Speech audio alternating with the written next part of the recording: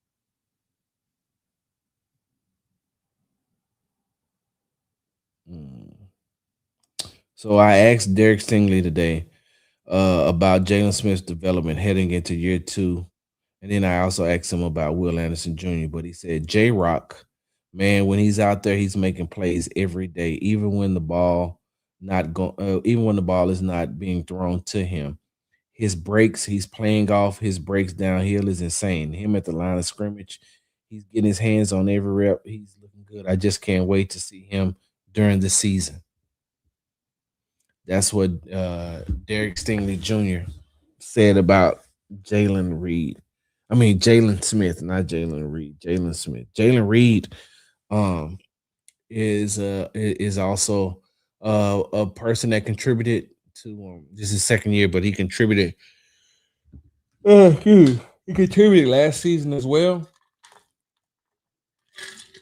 He's another player that D'Amico is very high on. D'Amico talked about that last week. I specifically asked him about Jalen Smith and Jalen Reed. So before I would get ready to get up out of here, Kingpin, you came late, but I'm gonna go ahead and answer your question.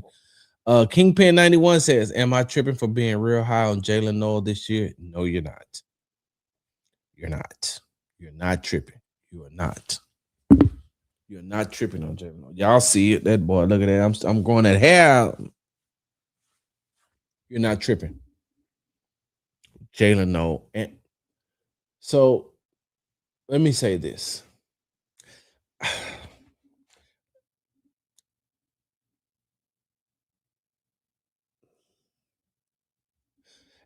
The Texans offense did Jalen Noel a huge disservice last year. I'm just gonna call a spade a spade. Nick Haley, if there's one person that I think that he mismanaged last year, that was Jalen Noel. I don't think that he used him. I don't think he used him the right way. I think that he had too much confidence in Christian Kirk, and Christian Kirk was on injured reserve on two different occasions.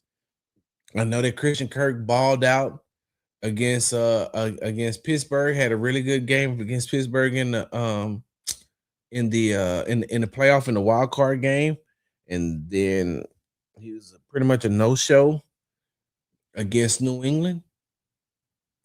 But I felt like just throughout the season, I'm saying you've got to use Jalen Noel for more than just you got to use Jalen Noel for more than just kickoff. I'm sorry, yeah, kickoff and punt returns. Y'all give me a second. Let me look up something. All right, what are we looking at? Here we go. Let's get it started in here. Keep running, running, and what am I? I hit the wrong thing. Running, running, and running, running, and running. So Christian Kirk. Let me see. No, I said Christian Kirk. I'm looking for Jalen Noel. When you're looking at the stats, right? Where's the season stats? So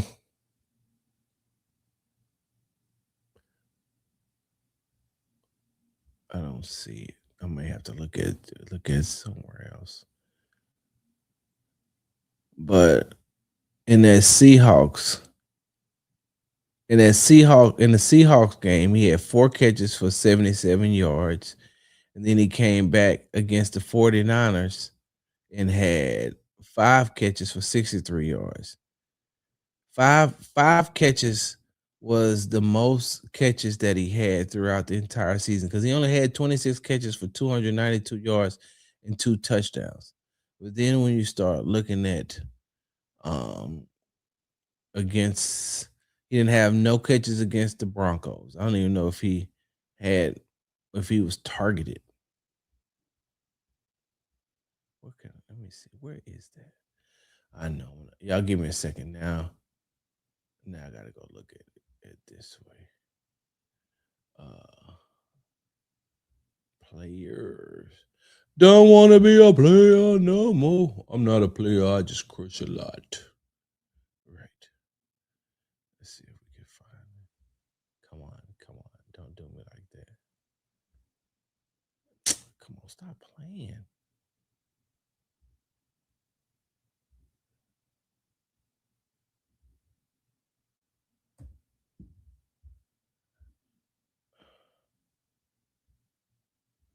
Let me see if I can do it this way. For some reason, this doesn't want to act right. Let me see if I can look at it this way. All right.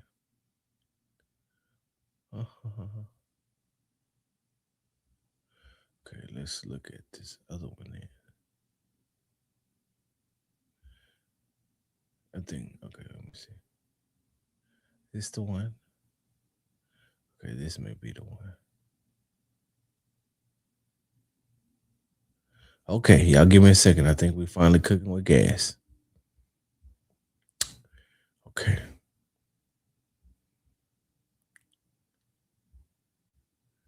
Here we go. Got it. Oh, no, that's not what I want. I don't want post. I want regular season.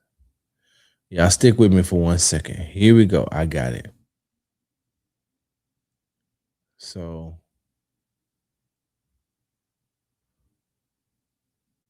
for the whole, and this is a travesty. Woody Marks was targeted more time, only by one, of course, but still, he was targeted more times than Jalen Noel. Jalen Noel ran 189 routes, was only targeted 35 times, had 26 receptions for 292 yards. He had, I'm not going to use that one because he doesn't have enough.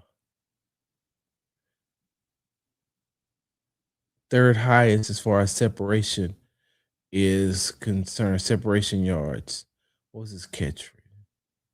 He had a catch percentage of 74.3%. So you only target him 35 times. He gets 26 catches. But targeting Jalen Noel 35 times throughout. No problem, King Pen 91. But you only target him one time. You target him 35 times throughout an entire season. That's just not enough. You know what? Now that we're here, Sarge, let's look at this. Let me look at the postseason.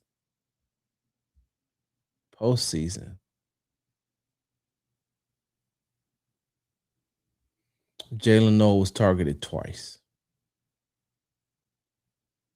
2 times. Christian Kirk was targeted 15 times. Jalen Noel was targeted twice. Twice in the postseason. That's a huge. See, now y'all done took me down a rabbit hole. I got some work I got to do. Bell out of tray, baby. I seen what you tried to do to me too on B Scott's stream, talking about your Sarge. What you gonna do about week 4? It's been real. Y'all make sure to tell a friend, to tell a friend, to tell a friend to subscribe to the Texas Tailgate Talk podcast. All one word on YouTube, Texans Tailgate Talk. Follow me on the app formerly known as Twitter at Big Sarge Sports, the Z at the end. Follow me on the Ticket and the Talk at Big Sarge Media. Follow me on IG at Big Sarge Sports with the Z at the end. Because you know we do everything for the gram. I got to get out of here because I got to be up. Y'all make sure that you tune in tomorrow from 3 to 6 p.m. Central Standard Time. If you can listen to it, it's 97.5 FM on your radio dial. If not, if you got to stream it, listen to it in your homes, at work. Use your if you're using your baby mama car, turn it on that too. Tell her you got to listen to Sarge and DJ. But we'll be on from 3 to 6 p.m. Central Standard Time on ESPN 97.5 Houston. And it's streamed live, I think, on Twitch and on YouTube. But y'all just do me that favor. Y'all do me that favor and make sure y'all check that out. Big Sarge, I'm out. Big Sarge.